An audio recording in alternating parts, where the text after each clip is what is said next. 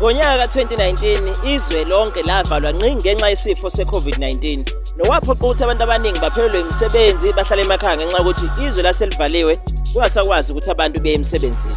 Bakhona abaphelelwe imisebenzi, bakhona futhi abavuleka ngamathuba amasha emisebenzi. Njengensizwe sokhuluma nawo namhlanje uThintlosi engwakaButhelezi eyaba nesu lokuvula inkampani ebizwa ngeLalela Food ekwazi ukuthatha ukudla ezitolo ithengele abantu bese kulethele ekhaya. Uyabafonela bekuthengele bese ubalethele ekhaya.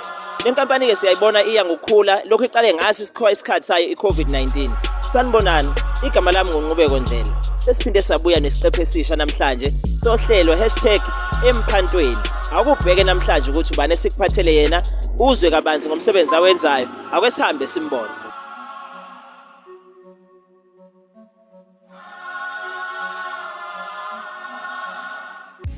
Okay, sesihambe safika kwinsizwa umxolisi uThintlosi yakaButhelezi okuyiyona msunguli nomqali wale Lalela Food esikhuluma ngayo namhlanje. Iyona ke insizwe enibonayo leseduze kwethu esokwazi kabanzi ngayo namhlanje ukuthi ifike kanjani la ekhona ngeLalela Food. Shenge asikubingelele sikwamukele kwiReal Nqubeko TV.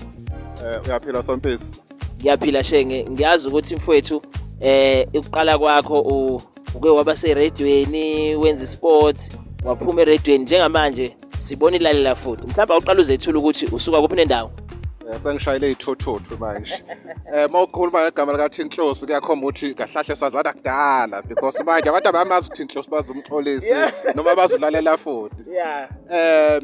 Ukuzalwa kwami ngizalele endaweni yakwaNhlebela kuthiwa kuseMbala ngapha kwaWard 5 koNjoko ngaMandlakazi. Ngakhulela khona la kwaNongoma amabanga aphansi ngafunda endabukhulunywa isikole esikhona lapha eMbali. Ngafunda Empilweni High School then ngasuka lapho ngafunda that was 2020 ngaqala unyaka oqala eUniversity of Zululand. Ngafunda khona ngangacomputer then ngaze emsakazweni ngaguduza ke zonke indawo ku 1KZN TV ngaqala amanye amabhizinisi afeyila until kuze qhamuka iLalela Food ngo-2020.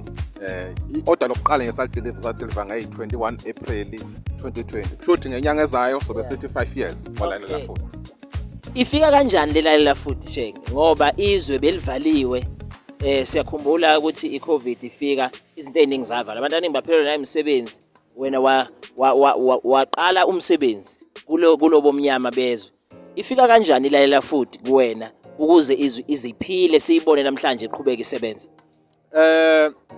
Izoqala le kude because kunama steps engicathi kuba angiwathathanga noma yenzeka ngale nto abilalela futhi ayikho. Kuba ngihlangananga noNtuthuzelo umbili. I doubt ukuthi iLalela Food ngabe khona ya exist. Sahlangana eUniversity of Zululand sasenza iBSc sonke 2010 eUniversity of Zululand.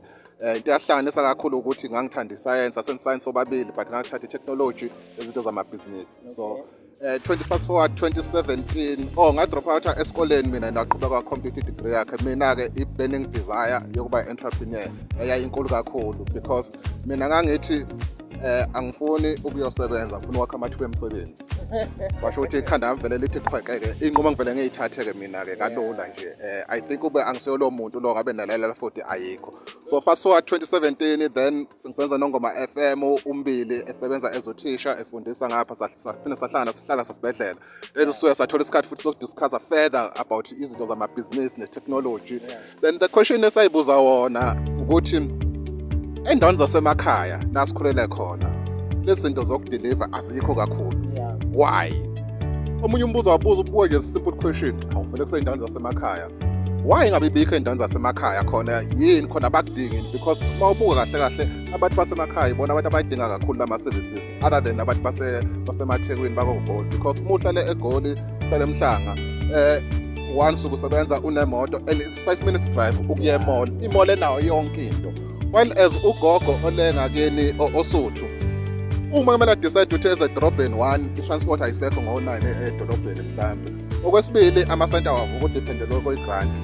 Okwesithathu uzofika la kwaNongoma izinto ezinye engayitholi la kwaNongoma uzothola izinto ezisosipana azikho izinto ezinkulu la kwaNongoma.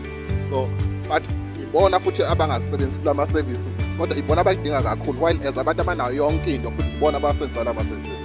Then senze i-research athothi no ulwazi nanokuthi kudingela ukuthi siyiforce lento ebantwini because kumele sibafundise sibakhulise ukuthi lezi zinto lezi ayinamgozi ziyenzeka and zizosiza bona.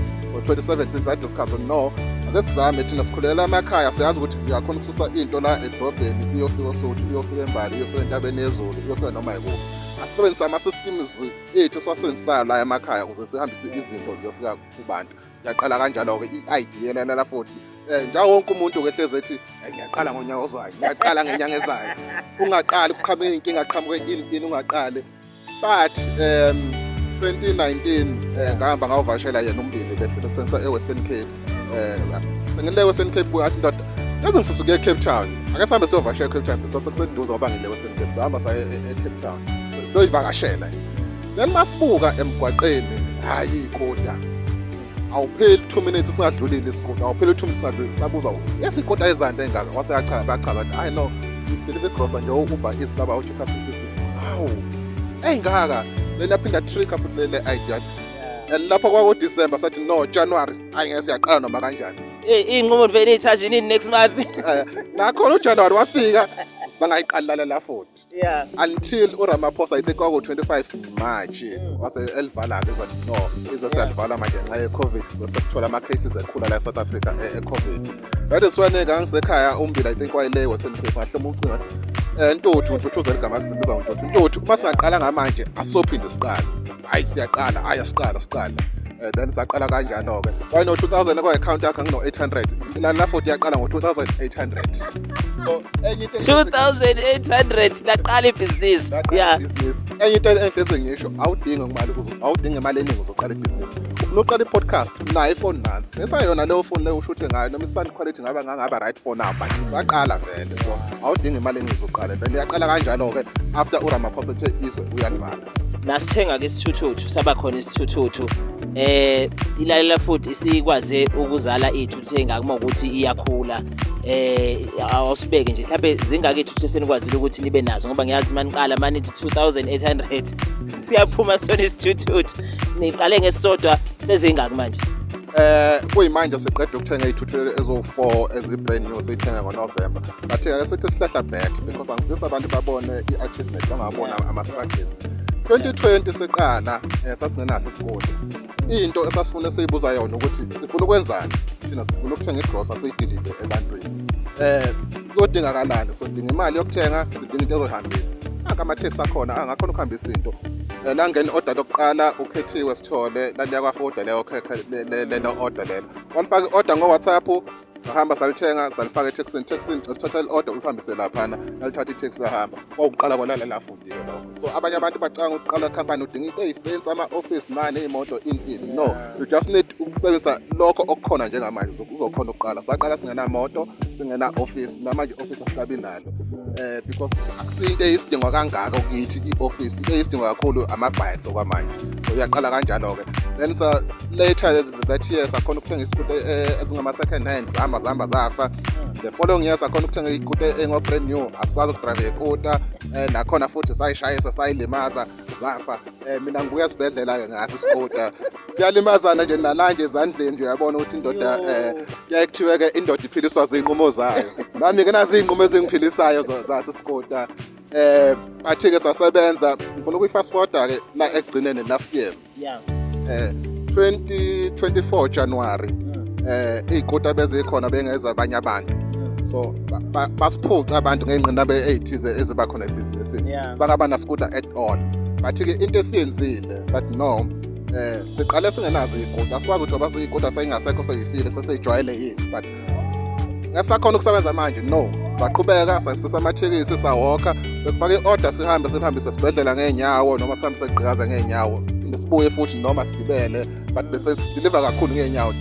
just to save imali ukuthi sokhona ukuthenga iy'kuta sakhona ukusave imali from January up until October then sakhona ukuthenga amabhayiki amasha awu4 brand new angagweneti mangaka amathuba umsebenzi nikwazi kwavula njengelala futhi hayi asemaningi kakhulu noma ama-figures ngeke ngikhona ukuwakhipha manje because nje awamanje bangaki njengamanje basenza abasenza njengamanje sibawu-8 bawu-8 abantu abasenza kwalalela futhi full time abanye bayafika bayahamba siyikhampani encane asikhona ukukhompyutha namanye ama-companies amakhulu and nathi yaqala yasilimaza because umuntu befika angakwazi ukudriver nje isikole simfundisa iskuta asishayise asilimaze simbekezelele then mase right aqhamuka uDeboneza amthatha aqhamuka uSteers amthatha isiphatha kabi lento hey thina sikreathela laba abantu but at the end wakhona into eclick out no man we should be excited about this because we have those people ukuthi bakhona ukulauncha ama-careers abo without lala futhi mhlawumbe lo muntu ngaba ngakhona ukusenza iDeboneza akhona ukusenza ekwaSteers. Shenge mfowethu sesivala mhlawumbe u-30 seconds wakho wokuvala ungathini kumuntu ofisa uqala ibhizinisi namhlanje? Uqala ibhizinisi akukho lula kunzima and again awudingi imali uzoqala ibhizinisi. Ngiyakhuluma nomunye usesethi ufuna uqala ibhizinisi eproperty ukuthi eCauthen ukuze aqala ibhizinisi eproperty kumele athole imali ama-millions akhona amabhilidi ngathi no awudingi lokho. Thola umuzi owakhelana nesikole ngakini uyocela ama-room amabili ukuthi uzokhokha 500 then wena uthatha iy'ngane eziwu-4 eziwu-5 oyifakela ama-rooms lawo uyikhokhisa 250 leyo mali leyo 600,000 500 unika umnikazi womuzi 500 unika kuwe usuzakhele njalo imali lapho without ukhipha isenti sokuyibhizinisi sinekhampani yakho ongakhona ukuyikhulisa usuhambela imizi eminingi eney'kole ey'dinga leyo nto leyo usayirayise imali usuzokhakela imiqasho yakho lokhu ukhula kanjalo ibhizinisi. Uyizwele-ke mbukela insizwa ixoxa udaba layo ngelalela futhi ngabanikelele khona ekudilivela ukudla ngisho kuthiwa ukombuzi ukosikhuthwaneni usosuthu kwadayeni phansi kongolotsha sihamba sesifika isithuthu ngaqala kancane wabuka inkinga waseqhamuka nesolution isolution-ke ifike yaqhamuka nayo-ke ilalela futhi njengoba uzwa-ke insizwa kade ichaza namhlanje ukuthi ilalela futhi isukephi yayaphi nawe-ke mhlawumbe uyafisa ngelinye ilanga ubafonele bekulethela igrosa yakho thatha inamba nansi lapha ezansi esikrinini ukwazi ukuthi ubafonela ikhona ilalela futhi ngisho bethiwa ishala ngo-8 ebusuku as long savulwa iy'tolo uzokwazi ukuthi ubathole nesikade-ke sikhona siyithimba layo-ke i-Real Nqubeko TV sihambisana nayo-ke ehloliwe media ngaphansi kwayo-ke insizwa uStesh iciko besikade sithi-ke #emphantweni sibheka amaphanda ukuthi enzani kuphi kanjani na beze befike la abakhona. Siyayivala-ke namhlanje siphinde sibonane kwisiqephu esilandelayo ngokuzayo.